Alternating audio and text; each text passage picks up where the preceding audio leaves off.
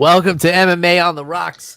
My name is Bill Welker. You are listening to episode 181 of the podcast, or you're joining us live here on YouTube. If you want to join the show live and comment along with us, we like to sometimes display listener comments as we go along. Make sure you subscribe, MMA on the Rocks, at youtube.com, and hit the little bell to get notifications for when we go live. We never know when that's going to be because my partner in crime over here sometimes goes dark right before we're supposed to go live, and I end up sitting here drinking tequila. Let me let me introduce who I'm talking about, all the way from New Jersey. I think he just bought a horse. I'm not sure. I'm not sure what he was talking about. Jeff, the animal Wilson. Jeff, you investing in livestock? What's going on here? Bill, I told you I had to stock up on supplies, which I'll get into in a minute. But more importantly, Bill, I had to see a man about a horse, which I thought was what you said when you had to take a dump. So I was trying to spare you the details. I've never heard of this before. But What? What I don't know, but it sounds messy. So I hope you have a lot of toilet paper to know how much you got, Jeff. What are you sitting on over there? We're pretty stocked. We're good on that. We got water. So we're good. We're good. I'm stocked up on my favorite cereals. So yeah, Bill, it's a little it's biblical. It's pretty interesting. The state of New York just got announced that Bill de Blasio just like a couple minutes ago just announced that all non-essential operations are being shut down. Schools are being shut down in New York City until I think April something. He said it's going to be like 3 or 4 weeks.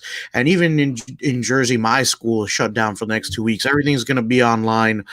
I respect the decision. Kids. They don't have the common sense to wash their hands and stuff because they're kids. I teach middle school, so it's something that can spread really easily in something as big as a school. Especially, and I always try to keep Clorox wipes in my classroom. I have my kids, at the end of the day, we Clorox wipe our desks and our chairs. And that was even before all this was going on, Bill, just because, they're kids, they get dirty, they play in the mud and cow dung, whatever it is. So, not everybody has that concept in middle school to wash their hands and, cover up when they cough. So it's something that I try to instill into my students. And, I try to keep the classroom as tidy and cleaned up as possible because, even before all this, my kids were dropping like flies. I was telling you a couple of weeks ago that, there was a flu bug going around. Mm-hmm. So, I appreciate the precautions, but Bill, I'll be honest with you. I think everybody's making way too big of a deal out of all this. I was at Walmart. And everything's cleaned out. There's no meat, there's no bread, there's no water. I think people are being just a little too, somebody clearly read the book of Revelations like a week ago, and now they think it's the end of days. I really don't think there's a need for all that. I think if we take the necessary precautions, if you don't feel well, stay home. As long as you follow those guidelines and you're not a complete dumbass, we'll be fine. Well, there lies the problem, Jeff, because it worries me that we need to say things like make sure you wash your hands for 20 seconds and have these kinds of reminders. And I guess we'll get into this a little bit just to kind of timestamp this episode. Of course, we're talking about the coronavirus, COVID-19. It's become a very big deal, very serious thing. And I'm torn on a lot of things too, because I believe in being prepared, but yeah, people are definitely overdoing it. If your entire garage is full of paper goods and stuff, and you're clearing the shelves, and there are people out there. My concern, especially, is the elderly people. Because they can't be going to 4, 5, 6, 10 different stores to try and find the things that they need. So if you're of reasonably good health and below middle age, like you need to grow up a little bit, because you're basically sentencing these people. I've Mm, seen um eh, going out at the supermarkets here and stuff. I've seen like elderly people out and about, and they're scared, and they should be, because they're the ones who are actually high risk for this thing. So if you're out there like swiping up all the food and all the toilet paper and everything like that, you need to be considerate of these people. Um, and that's just that's just common decency, which unfortunately is not so common anymore, just like common sense. My daughter's 2 years old, and she already knows she has to wash her hands when she comes home from anywhere, and she has to wash her hands before she can eat. Even if I put food down in front of her, she goes, wash hands, wash hands. And then mm, I take her over to the sink, and we wash our hands together. And she knows that she has to do that before she eats. Unfortunately, it's not common practice, and it's unfortunate we have to have something like this happen to realize that it's not common practice. And the other thing you mentioned, the schools closing, Jeff, I think it's a good thing to kind of quarantine people at home a little bit. But my concern too is for the inner city kids who mm. depend on going to school to have like a hot meal, Yeah, because there are a lot of them that don't get taken care of at home. Um, you know this, and some of the listeners know I taught in the inner city schools in New York for 7 years. So I know the kind of horror stories that go on, and these kids are not being taken care of at home yeah, while these schools are closed. So I don't know that I have a better solution, but I know that there's a lot of concern out there. I think a lot of people are looking out for themselves. And I'll just say this, if you have like some elderly neighbors or something and you're of reasonably good health, then, go knock on their door, see if they need anything, go run to the store for them. Or if you have some extra supplies yourself, bring them to people. We got to be good to each other. There's no use surviving this thing as a human race. If we're doing it individually, you got to help each other out there, especially the people who are of high risk. I live in Florida. Unfortunately, there are a lot of elderly people who don't have like close family that lives here that can go to the grocery store for them and stuff. And, they're scared to leave their houses. And then people who are, again, of reasonably good health are taking advantage of the home delivery grocery services that are getting shut down now. Um, mm, these things are not made for you being paranoid. They're made for people who don't have the ability to leave their house. So just keep all that stuff in mind. Be good to each other out there. Try and help somebody else out while this thing's going on. And obviously it's having a big impact on society. It's having a big impact on sporting events. yeah. People are encouraged by the CDC to not go to events more than 250 people. Stay away from large crowds. If you do have to be in a crowded area, try and stay like 6 feet away from people. So if they cough or sneeze, that's how far the germs travel. And let's talk about how that affects this, Jeff. I mean, I plan, we do this from the comfort of our own home. So, and I know a lot of people are going to be home bored. So I plan to keep on turning out content for people. Whether or not we have fights to talk about, you and I can get on here and riff about other stuff if we want, but let's try and get a little positivity out there, give people a little entertainment, with the platform that we have. I don't want to get on a soapbox too much here. We can talk about some fun stuff. But Yeah. because of this whole thing, the NBA is shut down, the NHL is shut down. UFC is still up and running for now, but there was no audience at Fight Night 170 in Brasilia, Brazil. And it was an interesting dynamic. It was kind of like a contender series, but just in a big arena. I thought it was interesting the way they did it, where they blacked out the seats, but still showed like aerial shots of the arena to show like this is a big arena, but there's there's no audience in it. For me, the viewing experience didn't change because I don't typically keep the volume on, so I don't get like a lot of the crowd reactions and stuff like that, or I keep the volume very low.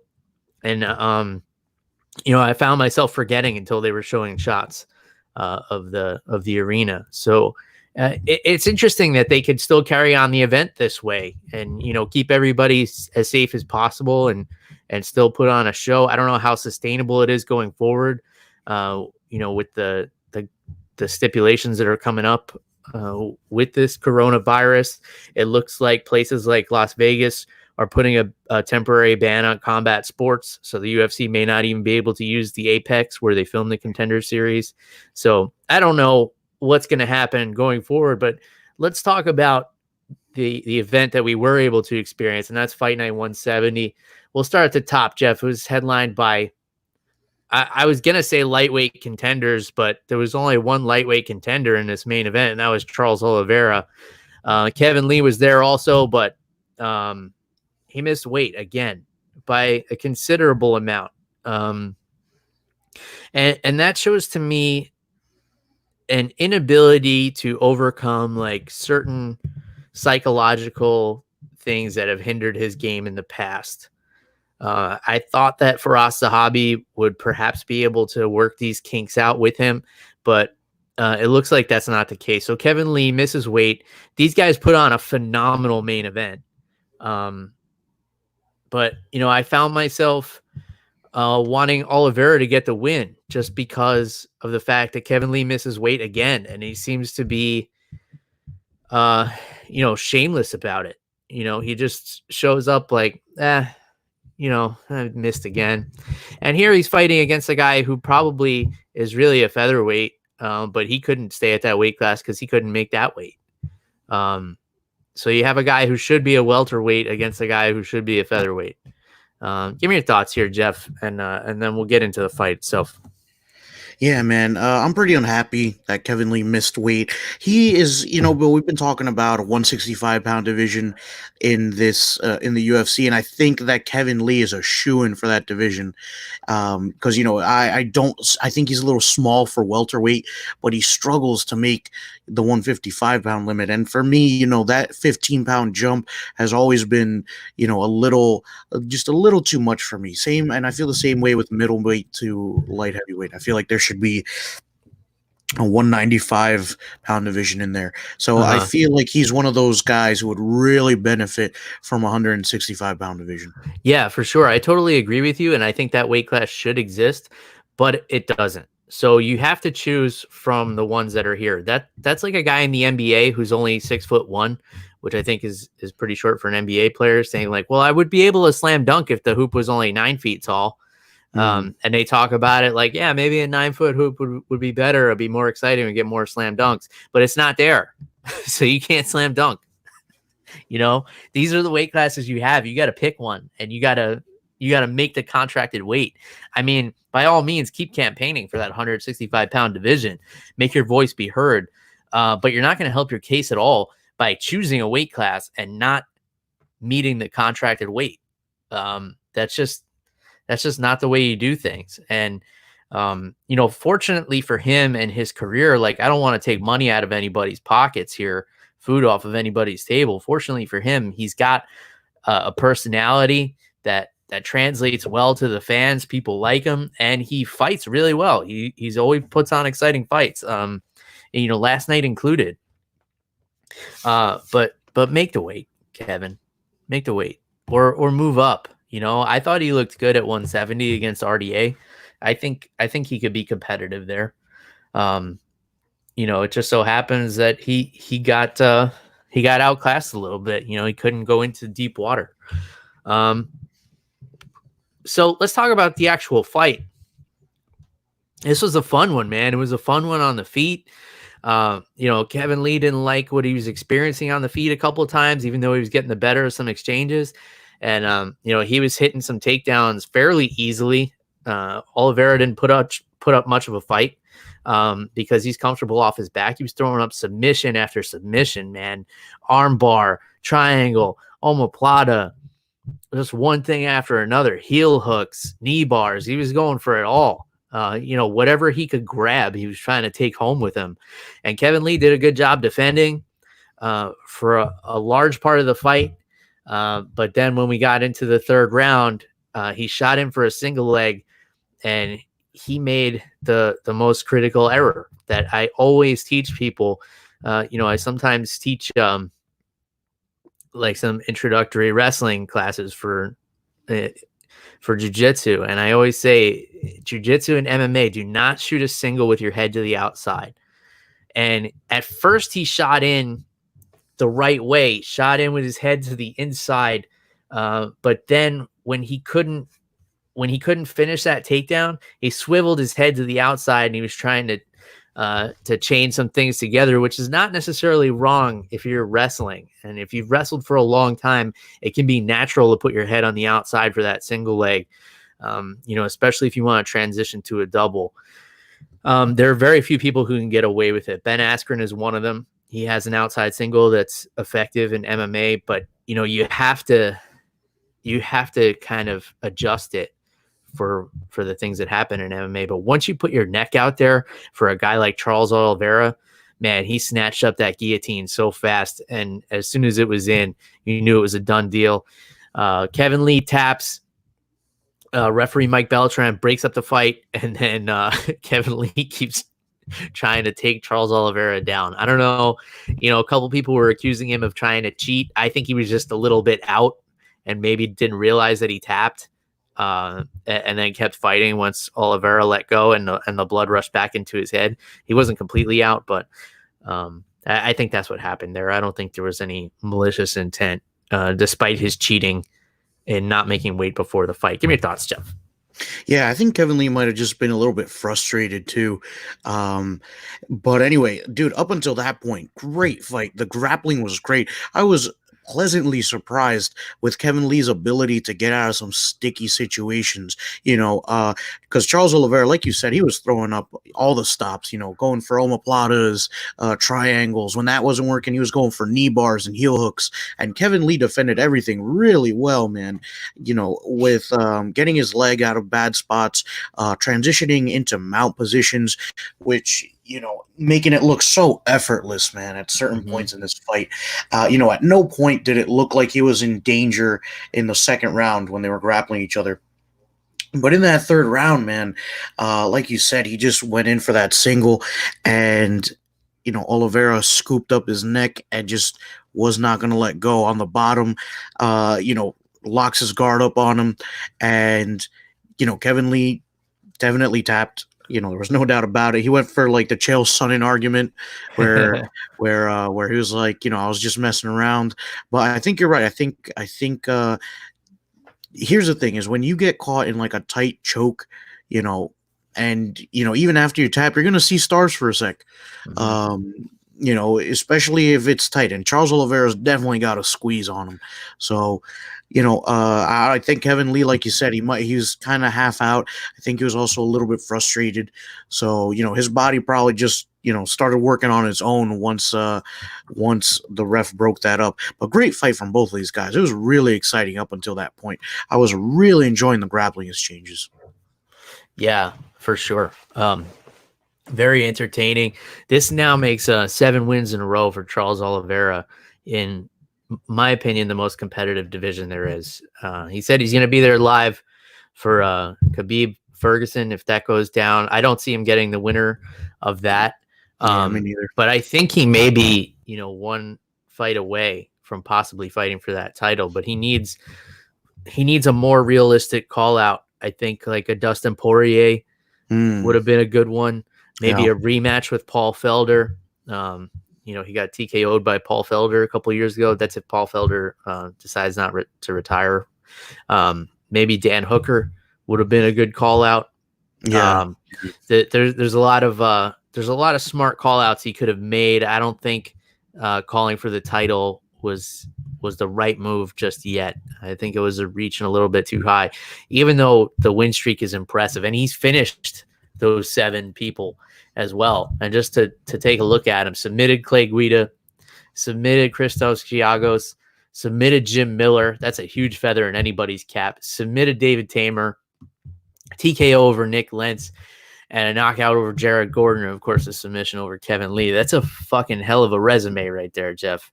As for Kevin Lee, I'd like to see him move back up to 170 until they make this 165-pound weight class. I don't want to see him back there. I think there are some fun matchups for him there that you can do. Yeah, we'll see what happens with him, but I'd like to see him move up. I don't want to see him miss weight again. And this is a setback for him, man, because not only did he miss weight, and he lost the fight and got finished. So it's a tricky game once you get into the top. Once you get into the top couple in the division, it's a couple of mistakes can set you back big time. Let's get into this co-main event here. For as long as it lasted, this thing was exciting as hell too. I was really looking forward to this fight, hoping to see a little bit of grappling in this fight, which is what we got. Just a little bit, but a little bit was enough. Gilbert Burns getting the TKO victory over Damian Maia in the first round. This was a fun one, man, because here you have a guy who's not afraid to engage in the grappling, Damian Maia. Gilbert Burns is a badass. I've said it so many times on this show. I think he's the most underrated athlete in combat sports, and that includes, competitive jiu-jitsu and MMA. Here's a guy who just doesn't get enough credit, man, and I try to give him as much as I can here on my little platform. And he's a guy who will fight anybody, anywhere. Damian Maia, sure, I'll get in there with him. We'll go to the ground. We'll grapple. Same thing with jiu-jitsu. He's taken jiu-jitsu matches last minute, just stepped in like, yeah, let's do this. A lot of UFC fighters don't want to do that because they don't want to go out there and risk getting submitted and have that content out there for people to see and have them think less of them. But Gilbert will step in there. He's like, tell me the rules. I'm there. And I respect the hell out of that from Gilbert. And took this fight at 172. He's like, yeah, Damian Maia, 170 pounds. I know he used to fight at 185, and he's fought for the title there. I'll take it. Let's do this. So big TKO victory for Gilbert Burns there. A lot of people thought Maia maybe wasn't out, but I wasn't upset with this stoppage here. Give me your thoughts. And the referee even had the same last name as Damian Maia, so he might have been biased the other way, if anything, and he still stopped it. Give me your thoughts, Jeff. Oh yeah, Bill. This was a really fun fight. I love the grappling exchanges. I'll be honest with you, Bill. I was concerned when I saw Maia on Gilbert Burns' back for a minute there. I was like, oh crap, here we go. But Gilbert Burns, he's no slouch in the grappling department either. Really efficient at both judo and jiu-jitsu. I feel like those two arts, they blend together so well. And then Bill, he won this fight on the feet, which we talked about a little bit. He's got some knockouts under his belt, and he is very dangerous, man. He's very explosive with his striking. He's swinging for the fences, dude. And he caught Damian Maia with this really nice left hook, dropped him immediately, raised his hands because he thought he won. And, he didn't want to keep punishing Damian Maia here. But, the ref didn't stop it, so he kept going. And Bill, I'm so glad that the ref stopped it when he did, because Gilbert Burns gets on top of Damian Maia and starts, going on, the speed bag here. Yeah. Except with Damian Maia's head, and you could just see, he's going like this. If you're watching me on YouTube, it looks like I'm hitting a speed bag, but Maia's head is bouncing back and forth. I was very grateful that the ref stopped it when he did, because Maia was out. Maia was definitely out, and if he wasn't, he was going out pretty soon. Yeah, for sure. A shame for Damian Maia too, because he's such a good dude. He's coming down to the end of his career, and he's got to make a decision. Like, is it realistic for me to fight for a title again? And in this climate of MMA, anything is possible. If he gets a big win and somebody pulls out, somewhere down the line, he's always ready to step in. He's always in fighting shape. it's still possible. Is it likely? No. Um, he's one of these guys who has been around for so long. We've seen him evolve so much. His striking has gotten so much better. I remember when he first started in MMA, and I was like, how is this guy going to hit anybody? Because I saw videos of him kicking a heavy bag, and he would kick it and it wouldn't move. But he's come a long way since then, and obviously top shelf jiu-jitsu. A lot of people say the best jiu-jitsu in the sport of MMA history, and they can make that argument. You can make the argument for Charles Oliveira as well. The argument against that would be that he's been submitted himself a couple times in the UFC, but he does have the record for the most submission victories. Does Oliveira? And he extended it last night. As for Gilbert Burns, I think there are fun fights for him at welterweight, man. Gunnar Nelson being one of them. I think that would be a really fun matchup. Couple of other people come to mind. Maybe Leon Edwards, since he just pulled out of his fight with Tyron Woodley next week. I don't know if you've heard this yet, Jeff.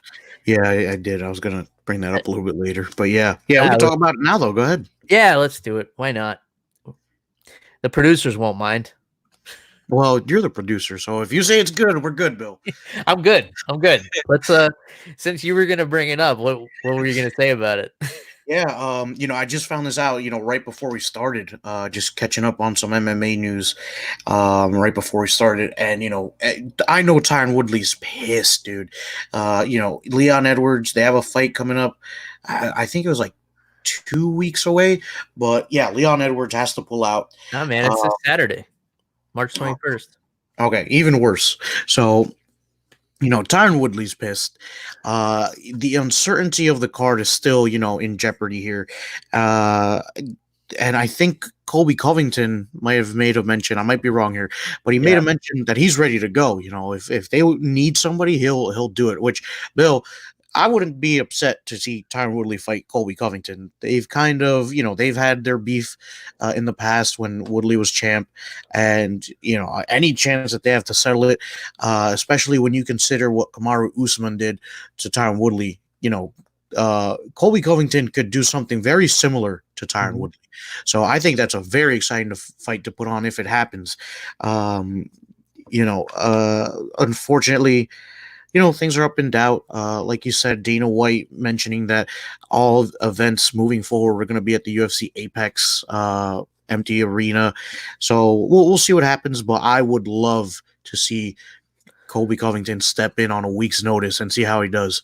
Yeah, it'd be interesting. I know Colby doesn't cut a lot of weight, but yeah, you're right. If you're Tyron, you got to be pissed, man, because Leon called him out.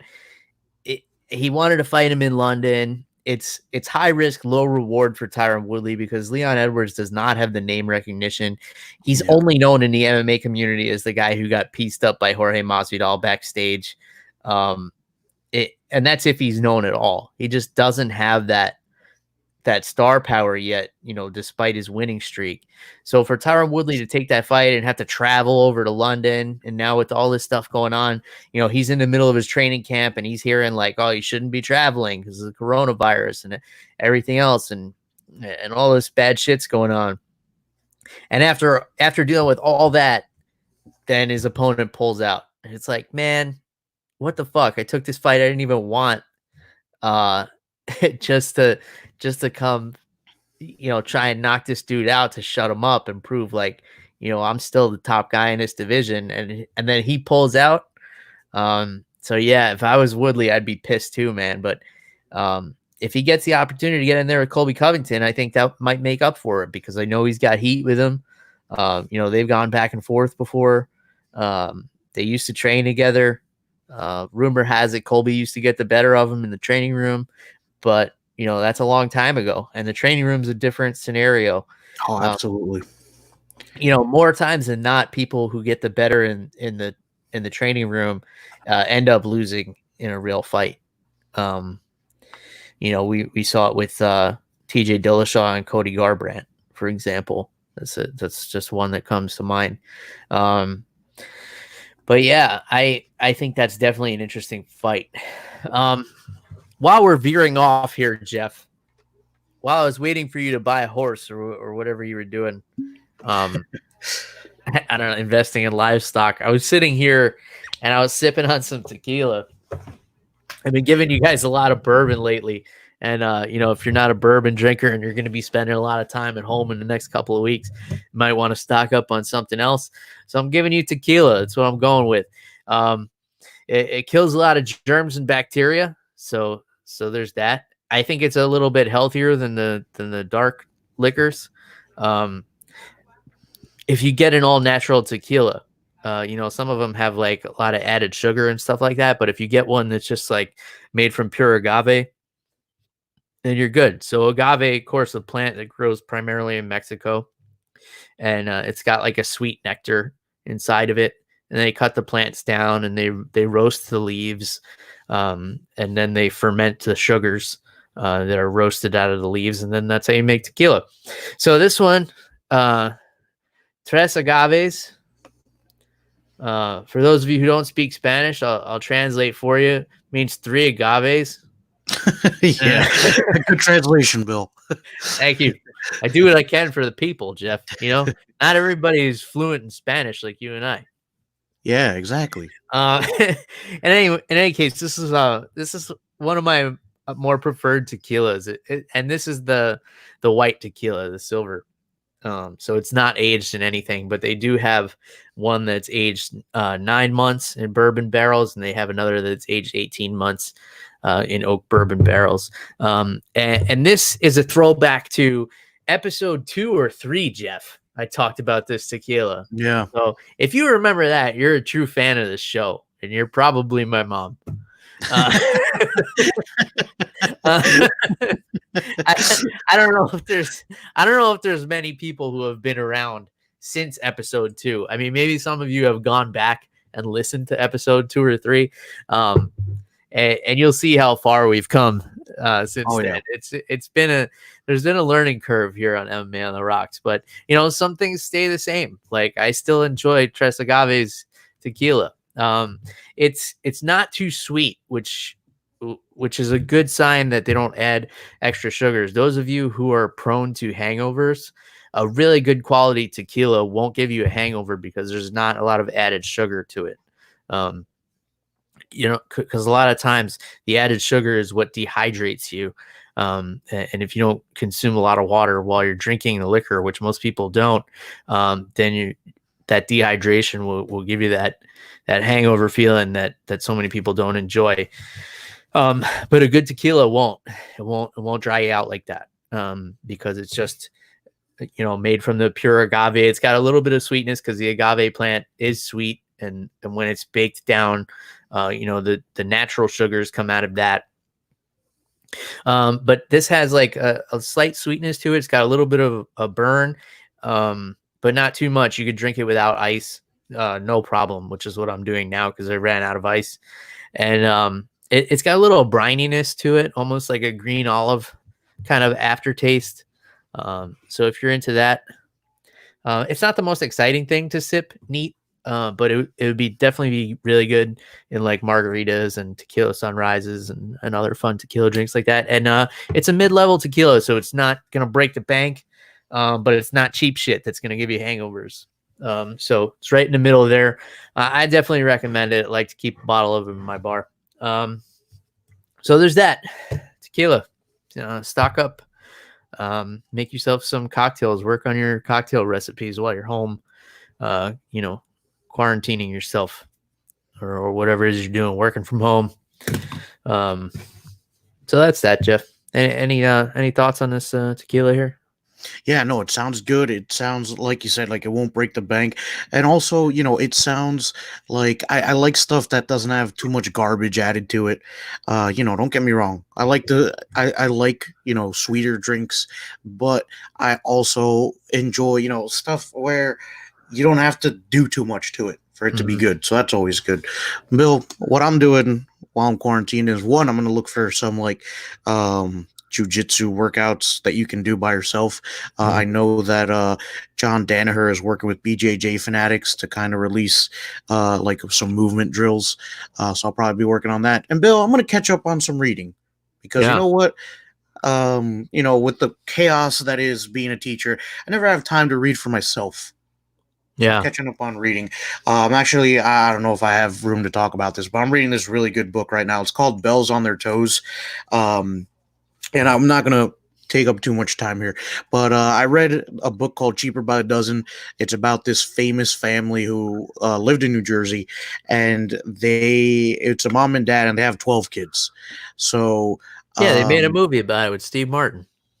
yeah, the original movie from the 1950s is a little bit more accurate. The Steve Martin one is really good. It's really fun, but I think that the 1950s one is just a little bit actually a lot more accurate, a Hmm. lot closer to the book, and and I'm not going to spoil the ending for anybody, but Bells on Their Toes is the sequel. It's the kids going through college and high school and experiencing things like being more responsible with money, having boyfriends and stuff. So far it's a really good read. I'm only like 4 chapters in. I read like 40 pages last night.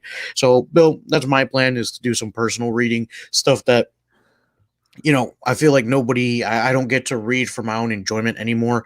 Hmm. So after I finish Bells on Their Toes, I'm going to start on American Psycho, because that's one of my favorite movies of all time. So I want to see what the book is like too. Solid movie. Yeah. I would love to do some more reading myself. I've had a couple of biographies sitting on my nightstand that I've been trying to get to, but the just the dad lifestyle doesn't the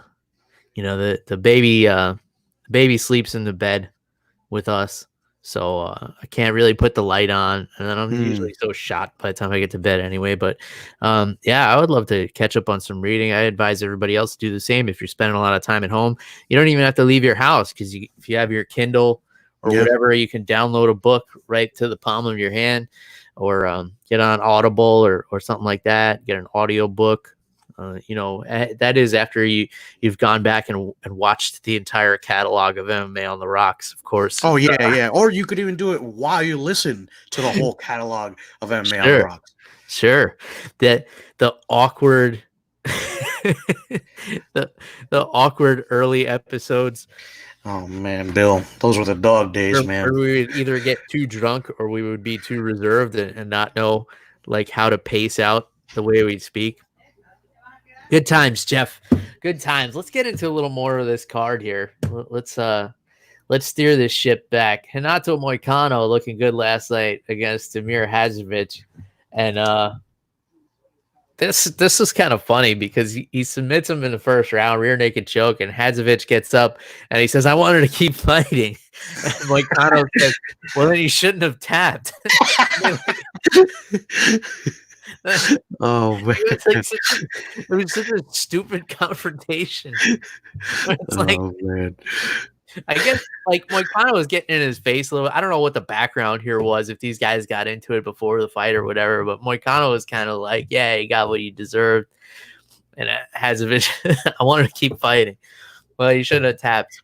Like, all right, let's keep going. Come on, man.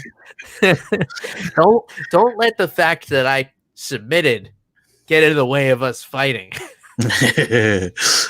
We have unfinished business here. And but yeah, man, Moicano looked good at lightweight.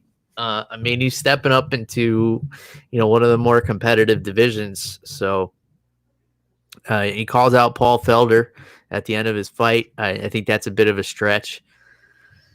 He's going to need to work his way up a little bit more, I think, in this division. I mean, he was one of the best featherweights, hands down, for a while there. Scary dude, very skilled everywhere. Showed it last night with the submission victory. Funny ending. Give me your thoughts on this fight, Jeff.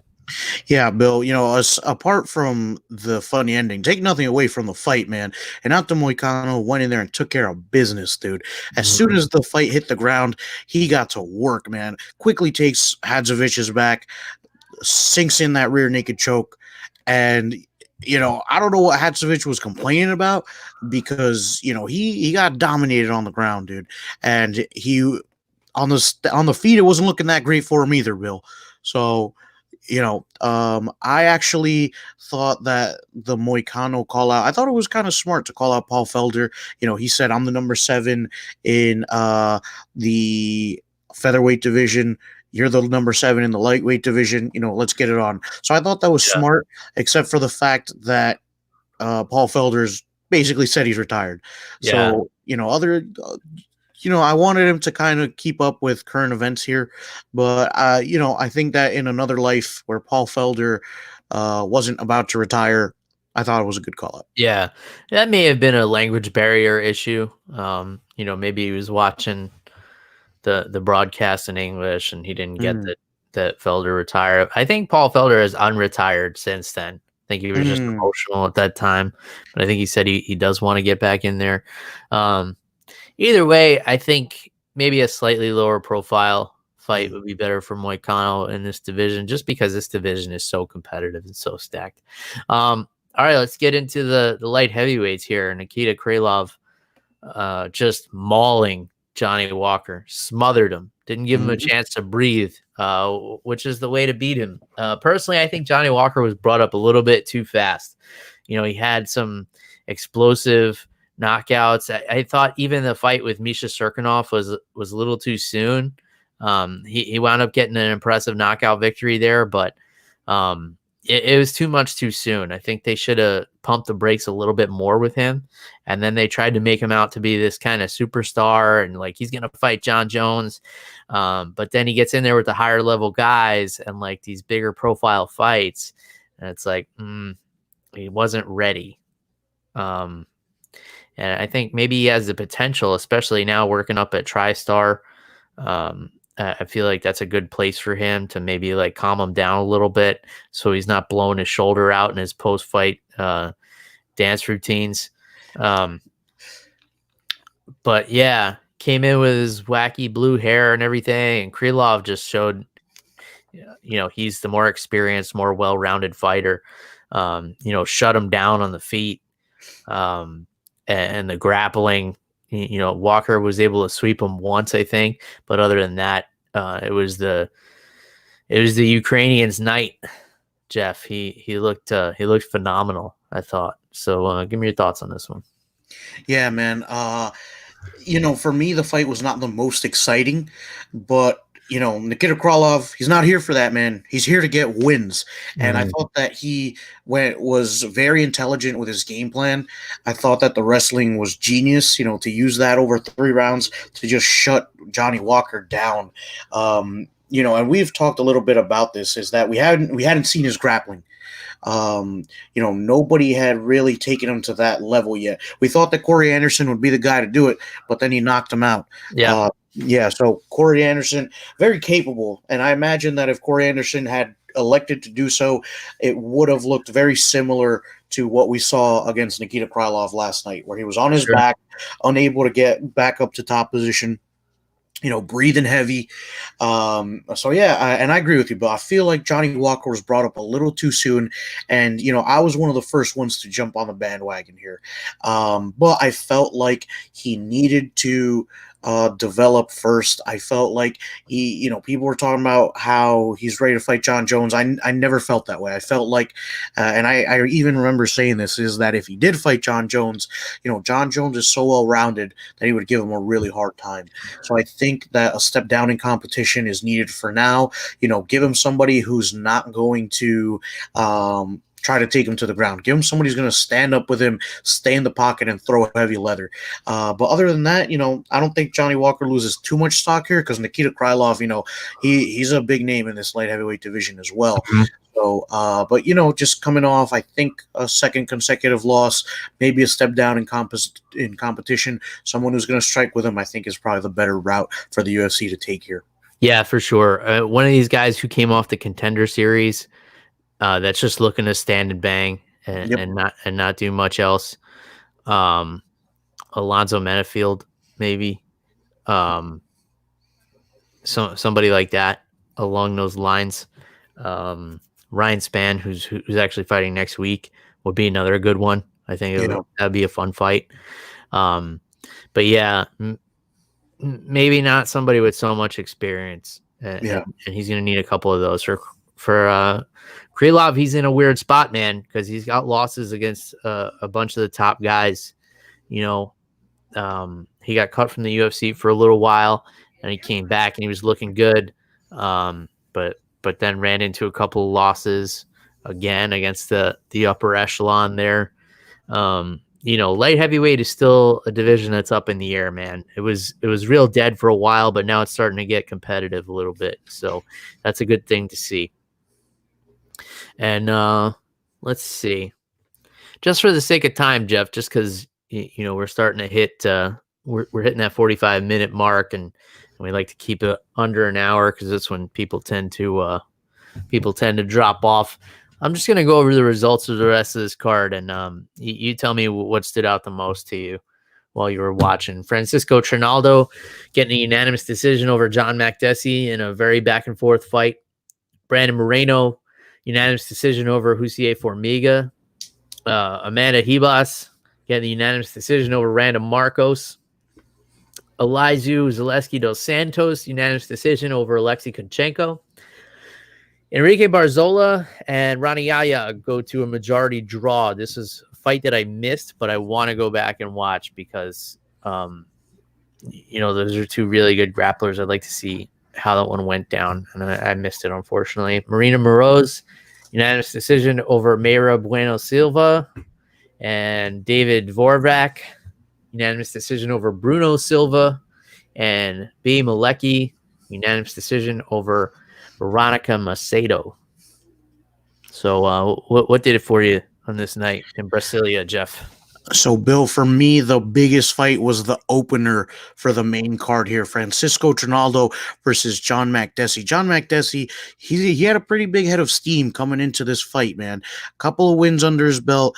You know, a super dynamic fighter. Very exciting to watch. Very explosive fighter. He's got a highlight reel. Some pretty fun knockouts. But Francisco Trinaldo just able to shut him down a little bit last night. Very back and forth. I could have seen the fight going for John Makdessi as well, but Francisco Trinaldo, he's 41, man, showing these young guys. John Makdessi's only like 24, 25. So, you know, Francisco Trinaldo showed that he can still hang with these guys, man. So I was really impressed with that one. That and the Barzola versus Rani Yaya fight. Those two are probably my top choices to go back and watch if you didn't last night. John Makdessi is 34 years old, but I guess he looks good for his age. Really? Who was I thinking of? I was thinking of sorry, I saw Makdessi. I was thinking of who's that guy? Can't remember him off the top of my head, but I was thinking of one of the younger fighters. But still, you know, younger than Francisco Trinaldo, so that's true.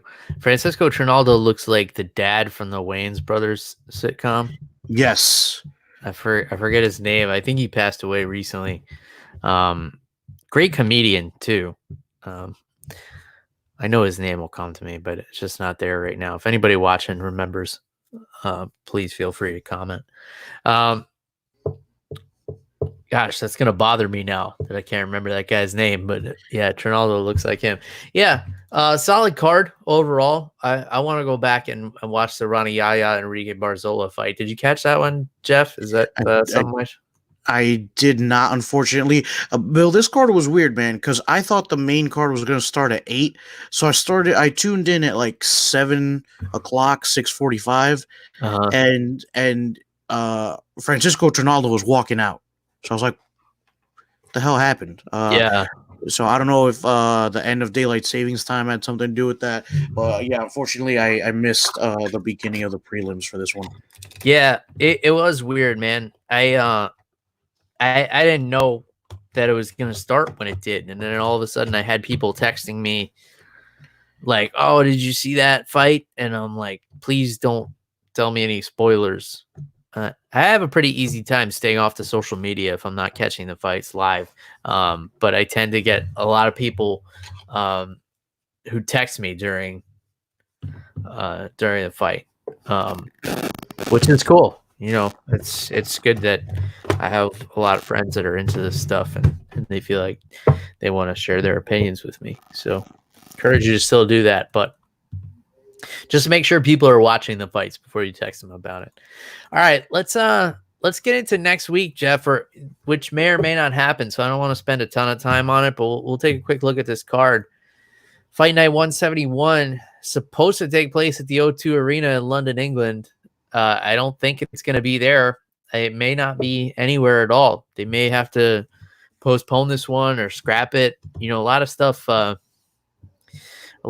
is happening like that. I have tickets to go see one of my favorite guitar players of all time, Buddy Guy, is playing, or he was supposed to be playing at Ruth Eckerd Hall over here on my side of Tampa Bay, and that show has been postponed. I'm kind of bummed, but you know, it's for the best for everybody. You know, Buddy Guy's in his 80s. I think he's 84 years old. Still one of the best blues guitarists of all time. If you're into blues music, one of the best blues voices of all time as well. So this event may or may not happen, but if it does, we might get Tyron Woodley and Colby Covington, man.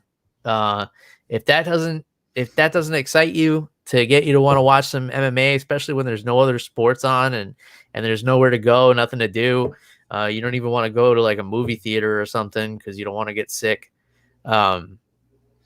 Man, that's a hell of a main event.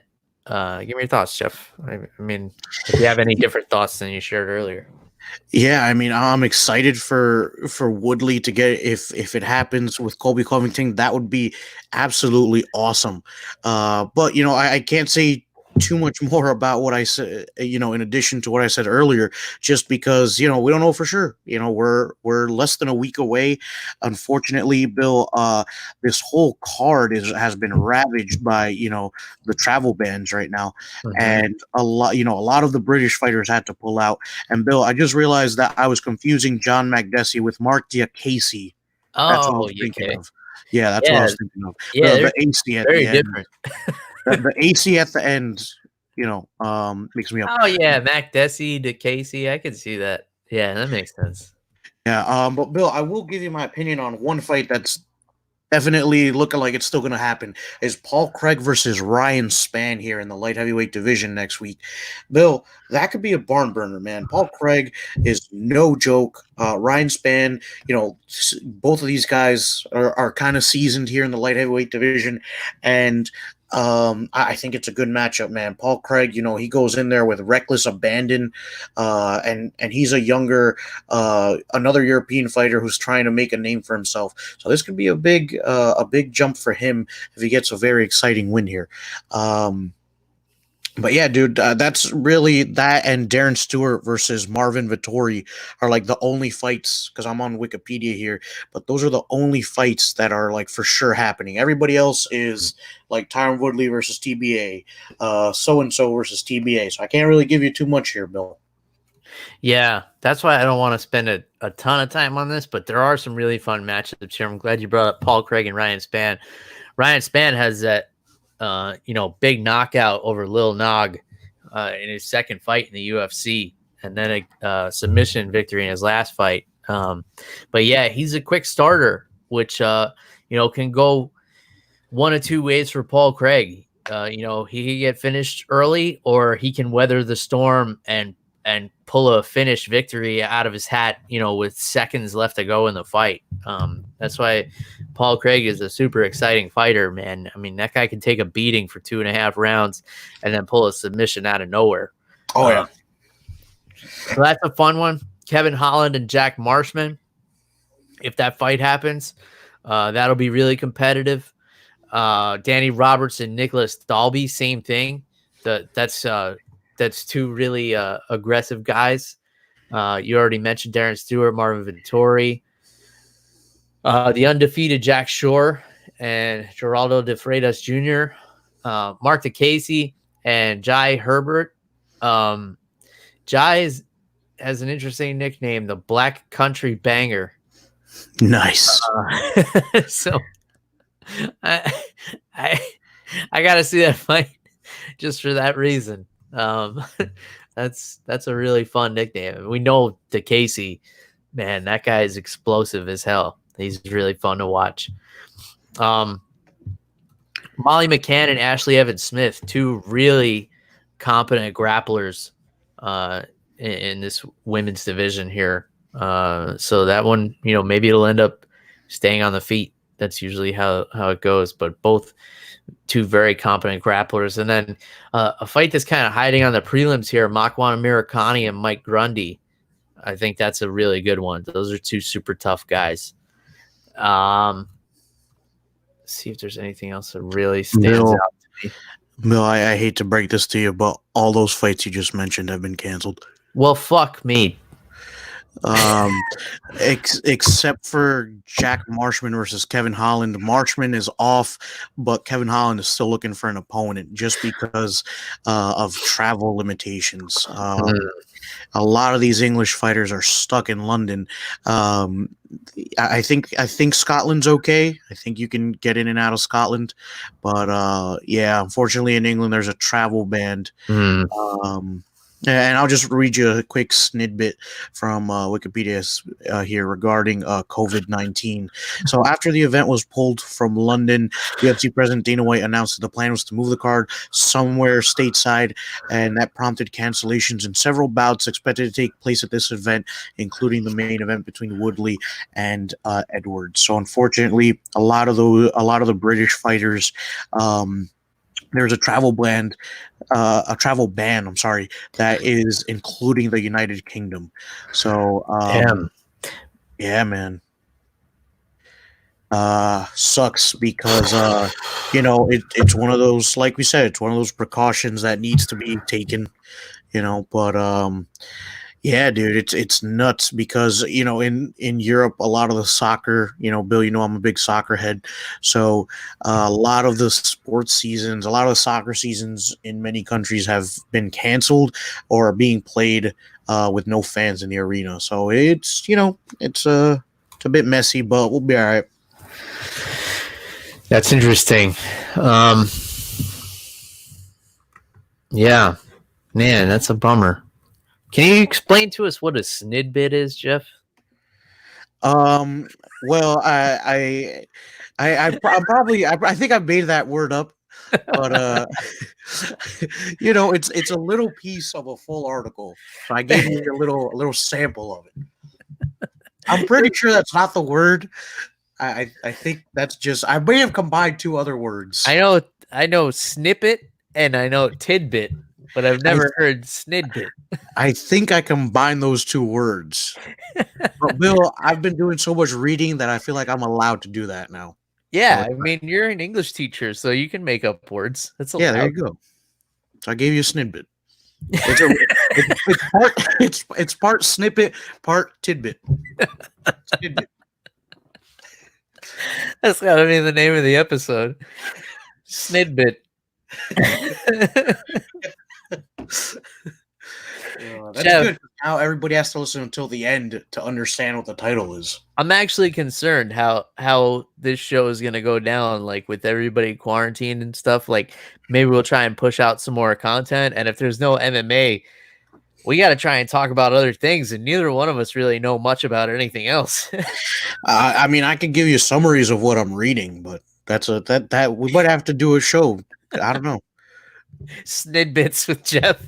Yeah, there you go. I'll give you snidbits of books that I've read. But yeah, dude, cheaper by the dozen. Man, Bill, I can't stop talking about it because it's a great book, man. It's funny. They make you, and the way it's written, it's kind of all over the place, which I feel is done on purpose to make you feel like you're one of the 12 kids. Because, it's hectic having 12 kids. It's hectic having one kid. I mean, you ought to know that. Yeah. Yeah, for sure. Dude. One is enough. I don't know how anybody gets into 2 and 3 and 4 and 5 and 12. I mean, or how they afford it. Yeah, that's another thing that comes up in the book is the parents have pretty good jobs, but they try to be wise with their money too. Yeah, I mean, well, you're gonna have to give us some of those snidbits next week if we have no MMA to talk about. We gotta talk about books and stuff. I'm gonna have to do some reading this week, Jeff, just so we have something to talk about next week. We got to. I was gonna say, or we could, talk about re-listen to the first episode and just cringe at it. we'll do like a live reaction of us listening to the first episode and critiquing it and how bad we were. Oh yeah. But we're still doing it and people still listen. So if there is anybody out there who has been listening from episode 2, please let us know. Reach out. We need to meet you, man. Yeah. I mean, I'll fly you here to meet us when the travel bans are over. In any case, Jeff, we're gonna have to save any other snidbits we have for next week, because we may not have any MMA to talk about. But I want to continue to put content out for you guys. If I end up staying home a bunch myself too, I'll try to put together maybe some best of shows for you guys to listen to, and we'll try and do our part to put some content out there, because I know everybody's going to be home and bored and stuff like that. So you're going to be looking for some stuff to do and some different things to listen to. Maybe we'll do an episode like not about MMA, and we'll just talk about other stuff that's going on. I've kind of thought about like starting a podcast like that. It would just be called like Life on the Rocks or something like that. Something deep along those lines. In any case, if you guys want to talk to us about MMA or tequila or whiskey or anything else that you want, just because you're bored and you're working from home all week, reach out to us on social media. We love interacting with you guys. If you want to get a hold of Jeff, it's at @animal_Wilson, Twitter and Instagram. You guys know how to get a hold of me. It's at MMA on the Rocks everywhere on the social media. Or you can send me an email at MMAonTheRocks@gmail.com. And that's it, man. That's all we got for this week. Hopefully we'll have some MMA to talk about next week. If not, we're doing a show anyway.